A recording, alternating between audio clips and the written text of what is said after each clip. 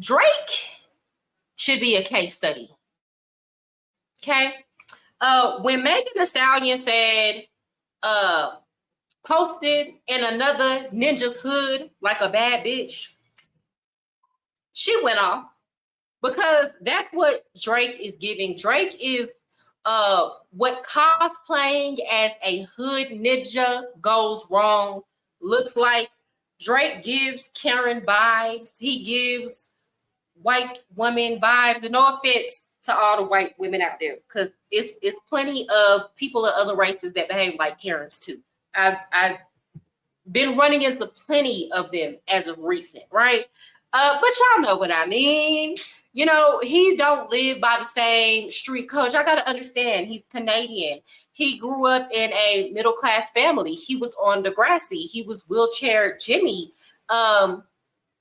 He grew up in a proper environment, and there's absolutely nothing wrong with that. That is the goal. The goal is to raise your kids in a good environment, okay? That is what is the most productive for humanity. The problem is everybody want to be a hood ninja, but don't understand street code. Because how you suing? Because you mad over a song. So he's still in jail thinking he's invincible and above the law. Yeah. Oh, really? Hold on. You're going to have to inbox me. I'm in Toronto right now. We talk about that. I feel he's a sore loser, but he's mad at the industry doing for Kendrick what they did for him. Exactly. So we all know that there was plenty of money pushed. First of all, Drake makes great music. Let's not act like he doesn't, right? Drake has music that you can still bump to this day. With that said, we've heard about all the ghostwriters. Everybody ain't lying. We've heard about the payola. We've heard about the industry faking his number. We've heard about all this, right? With that said, I think he's a good artist in his own right. Take away the ghostwriting, right? We're just going to stick to the music and what the music does. He has music you can still bump to this day. With that said, he's saying that they boosted that song. The industry boosted that song. Now, I'm going to say this. Kendrick made a West Coast style rap when he did that diss track. Now, I went to, I'm from Dallas. I was teaching in DeSoto, which is a southern suburb of Dallas, right? Y'all put a 1 in the chat if y'all can steer.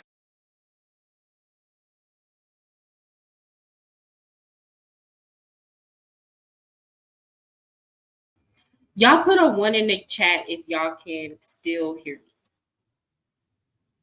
Please. Okay, anyway, so all of my kids in DeSoto, Texas were bumping They Not Like Us. Thank you, Mom.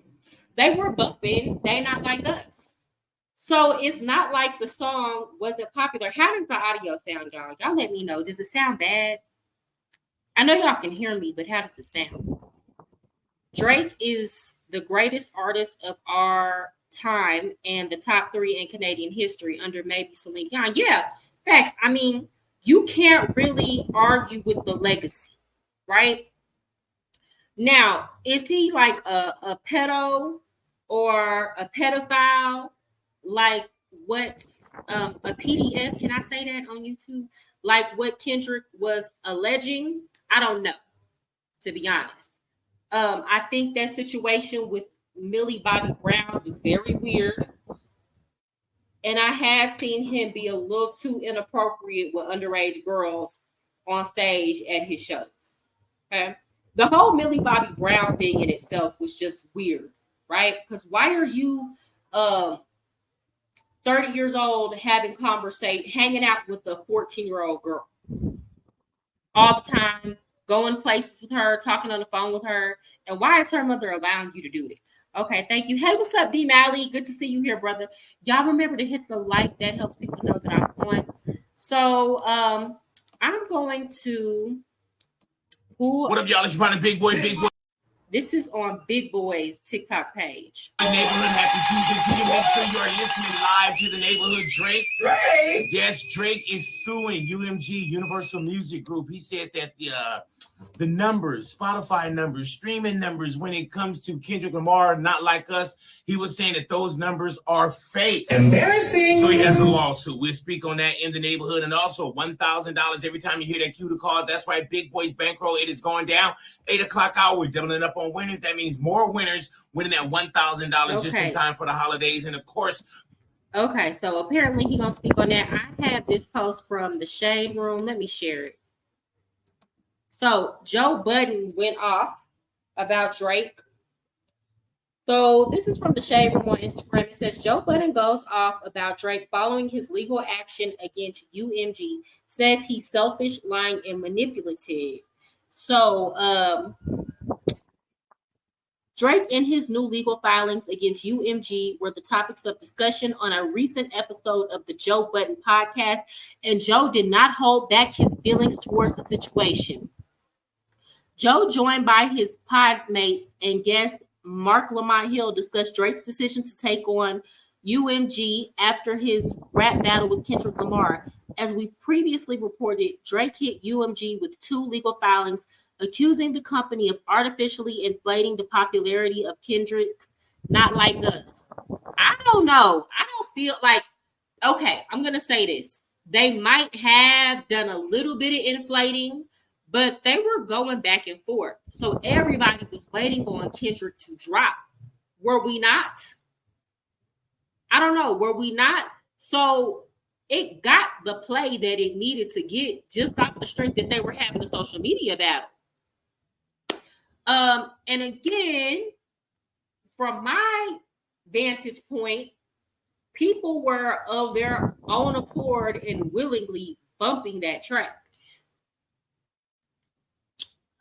and defaming his name by allowing the release of the song in which Drake is referred to as a certified PDF. Y'all know what that means. Joe expressed many points throughout the podcast, even expressing that he understands Drake's frustration towards artists and that he's helped over the years. Nevertheless, Joe shared his thoughts about Drake being selfish, manipulative, and more. So let's see what Joe said. Now, I'm more concerned with the fact that Drake is mad at Kendrick for calling him a PDF, and he's more upset about that and more concerned about that than being seen out at clubs with a 14-year-old. But I digress.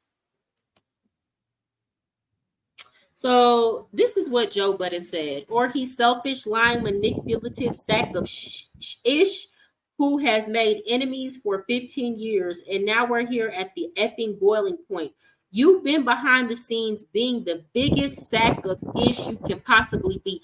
I believe that, and that's why Rihanna don't F with him no more.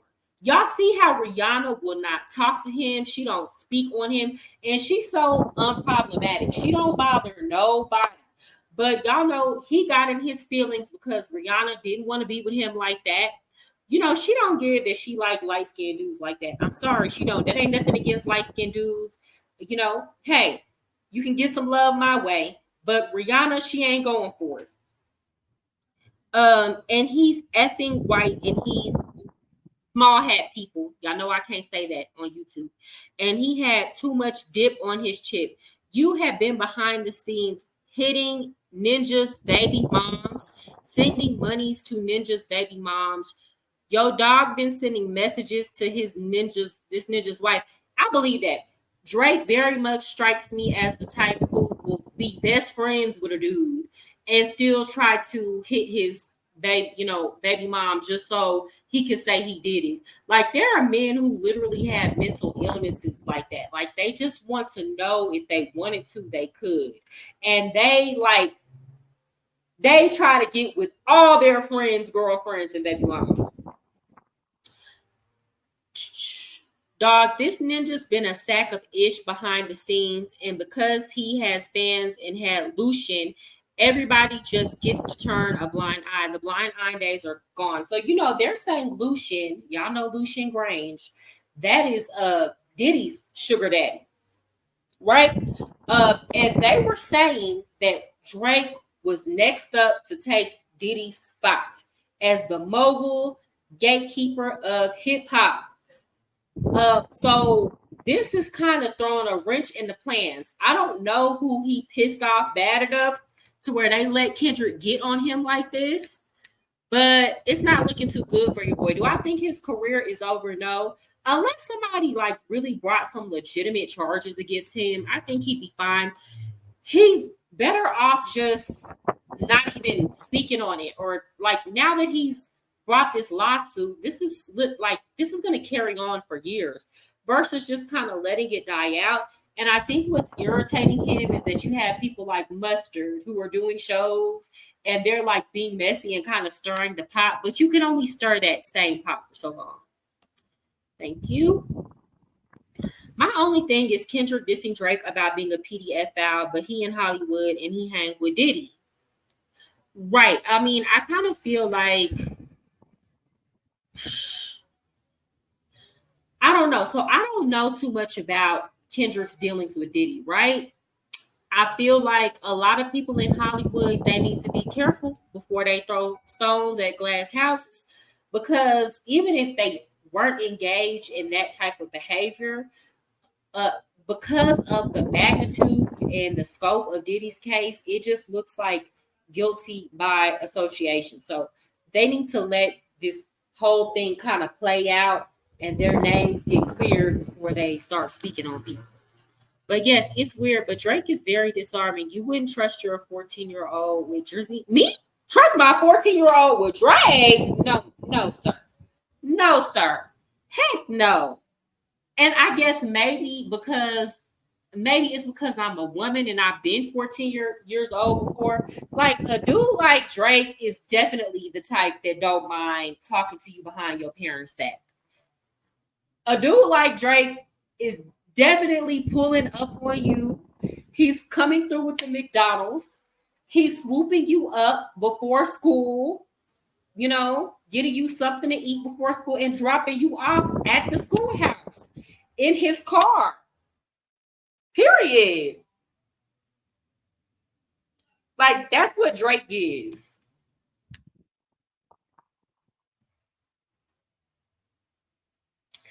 And that's what I'm saying. I don't know if he pissed somebody off. I'm medium complexion. Nobody loved me either. Hey, I like who like me.